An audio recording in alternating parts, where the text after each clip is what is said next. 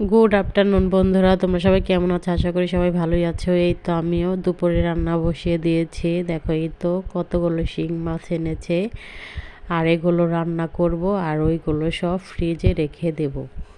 আর এই তো আমি কড়াইতে তেল দিয়ে জিরে ফোড়ন দিয়ে দিলাম, তারপর আলুগুলো দিয়ে দিলাম। এখন ভালো করে ভাজা ভাজা করে নেব।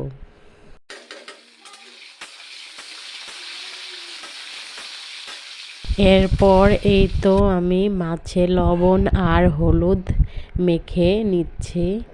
আর আমি আলু ভালো করে ভেজে তার মধ্যে আমি মরিচ বাটা দিয়ে একটু ভালো করে ভেজে নেব, যাতে মরিচের কাঁচা গন্ধটা বের হয়ে যায়। কারণ মরিচটা আমি কাঁচায় ব্লেন্ড করে রেখেছি, ফ্রিজে রেখেছি, সেটা একটু একটু করে দিয়ে রান্না করি।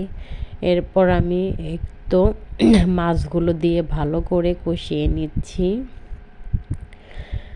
আমরা তো পেঁয়াজ রসুন ছাড়া আজকে রান্না করলাম, দেখো কেমন লাগে। এভাবে তোমরা একদিন খেয়ে দেখো, খুব ভালো লাগবে। জিরে ফোড়ন দিয়ে আলু কষা কষা করে তার মধ্যে মাছ দিয়ে, শিং মাছ।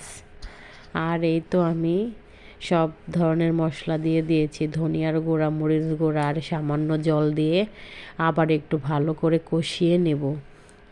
পেঁয়াজ রসুন ছাড়াও কিন্তু ভালো লাগে, আদা বাটা ছাড়া। এভাবে একদিন খেয়ে দেখো বন্ধু তোমরা। তারপরে তো আমি ঝোল দিয়ে ফুটিয়ে নিচ্ছি।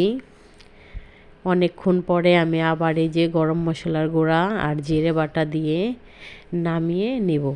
তারপরে তো আমি করলা ভাজি করব মাছের ডিম দিয়ে। তো আগে করলাটা দিয়ে নিয়েছি কড়াইতে, একটু ভাজা ভাজা হয়ে আসলে তারপরে আমি মাছের ডিম দিয়ে নামিয়ে নেব ভালো করে ভেজে। তার অনেকক্ষণ পরে আমরা এই তো দুপুরে খেতে বসেছি।